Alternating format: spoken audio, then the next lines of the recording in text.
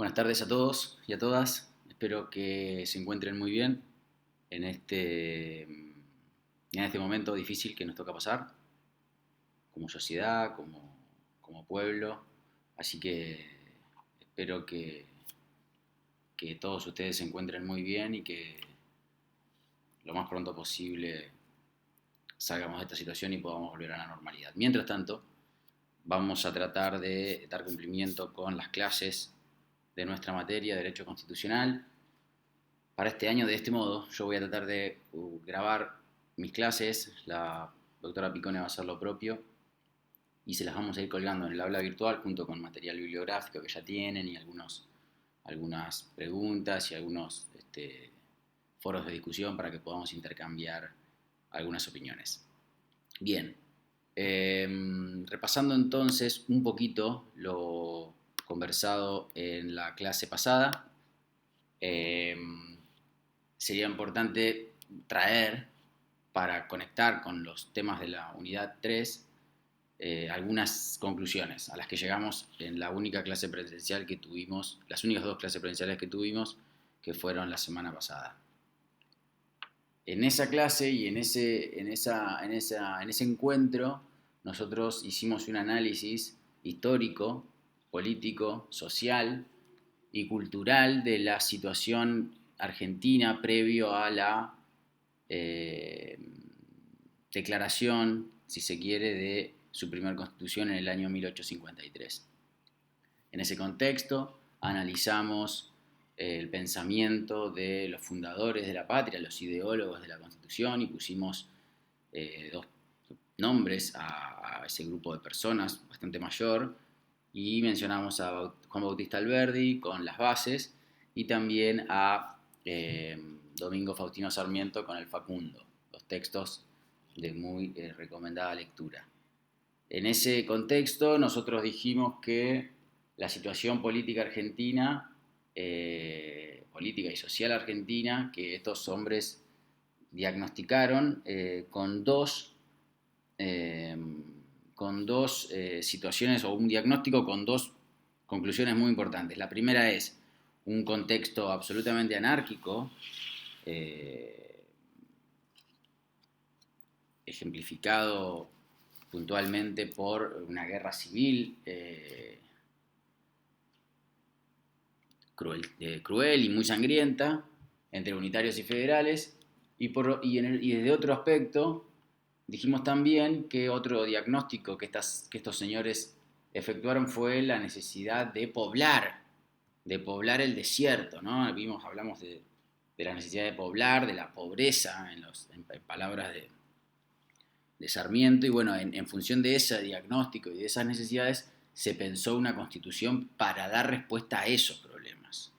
Por eso yo planteaba el error, si se quiere, académico de comparar a la constitución argentina con otras constituciones o establecer analogías con la constitución, por ejemplo, de los Estados Unidos de Norteamérica, porque esa comparación es bastante poco real. Acá lo que pasó fue que un grupo de personas muy inteligentes analizaron el contexto político, social y económico de un pueblo, de un territorio como este, y escribieron una constitución pensada para resolver los problemas que esa sociedad tenía. En nuestro caso, resumidos y concluidos en dos grandes puntos: anarquía y pobreza.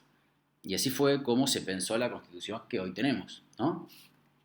Una constitución con una concentración de poder muy importante en la figura del presidente de la nación, del poder ejecutivo, o sea que no existe en la Constitución de Norteamérica, por ejemplo, y con una serie de políticas vinculadas, esta primera, no digo el hiperpresidencialismo, que conocemos como hiperpresidencialismo, como respuesta a esta situación de anárquica, de diseminación normativa, de establecer un poder en pocas manos y muy fuerte. Estas palabras de Alberti, tan famosas ya, de esta sociedad lo que necesita es una monarquía con forma de democracia. Bueno, y en relación al otro diagnóstico, el vinculado con la pobreza y el desierto, bueno, una serie de políticas vinculadas a generar inmigración europea, a eh, abrir escuelas, educar, bueno, toda la cuestión vinculada con la socialización del gaucho y la generación de un sistema capitalista, en fin, todo lo que hablamos la primera clase. Pero en definitiva, la idea central que nosotros, independientemente de los detalles, tenemos que tener es que la Constitución argentina fue pensada por y para argentinos, para la situación que este país atravesaba en el año 1850. Y es por eso que hoy tenemos la Constitución que tenemos, ¿no es cierto? Entonces, la pregunta que yo dejé picando y traté de generar como una idea es, bueno, hoy las circunstancias son las mismas. La sociedad argentina es la misma que la de 1853, necesita un poder ejecutivo tan fuerte, necesita seguir fomentando la inmigración. Bueno, es la pregunta, ¿no? Es la pregunta que tenemos que respondernos. Yo planteaba la metáfora de, hubiese sido bueno preguntarle a Alberti si la constitución que ellos pensaron, que él pensó, era para 10, 20 años que se normalice la cuestión y después de darle paso a un texto constitucional más democrático, más republicano. Bueno, esas son las preguntas que nosotros trataremos de ir contestando a lo largo del curso. Después, en el resto de la clase, analizamos la Constitución argentina puntualmente, su tipología. Se trata de una constitución escrita, rígida. Hablamos del preámbulo, la parte, el cuerpo, los apéndices. Establecimos el valor jurídico del preámbulo.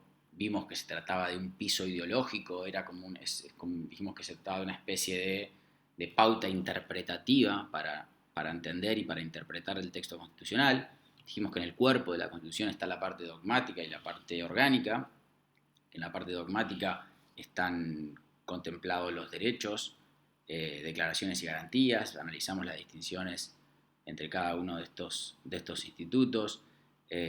Vimos que en la parte orgánica, a partir del artículo 44 para adelante, funciona el mecanismo de organización y la distribución del poder en los 3 poderes del Estado. Y en definitiva, y finalmente hablamos en la primera clase de interpretación constitucional, ¿no? Este mecanismo intelectual por medio del cual los operadores del derecho podemos analizar a lo largo del tiempo el texto constitucional y muchas veces traer o de algún modo amalgamar el espíritu del constituyente, de quienes escribieron la Constitución hace tanto tiempo, con lo que hoy sucede y de algún modo acoplar las ideas de la Constitución a los tiempos que corren. También analizamos al final una especie de consejo práctico de cómo leer un fallo. Vimos cuáles son las particularidades de una sentencia judicial y yo les dejé en el aula virtual 2 casos para que ustedes analicen en relación a la unidad 1 y 2.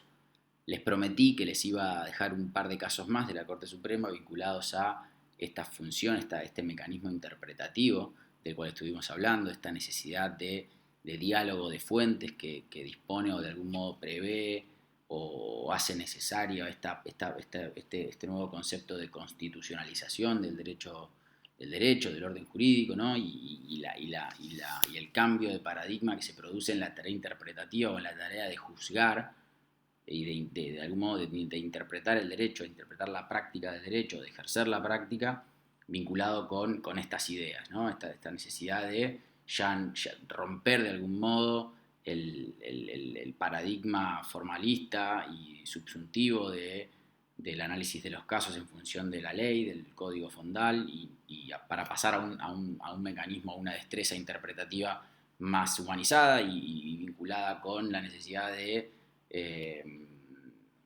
analizar otras, de todo el esquema de fuentes del derecho, la Constitución, los principios, los valores, en fin, las costumbres, la buena fe y demás.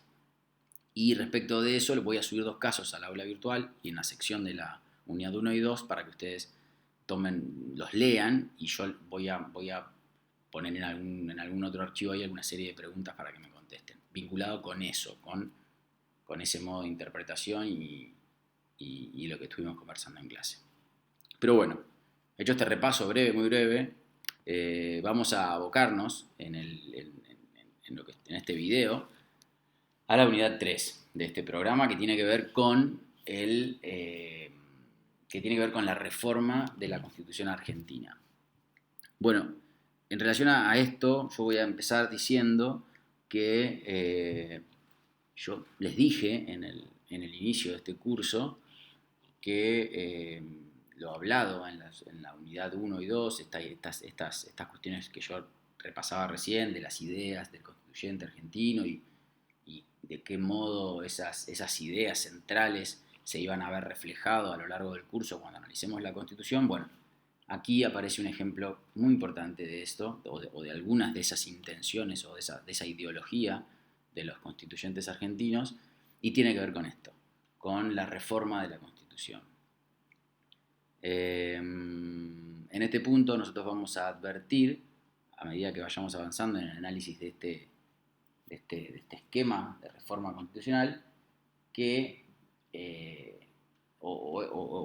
el mecanismo de reforma de la Constitución argentina de algún modo grafica una característica de su tipología, que es la de ser una constitución rígida.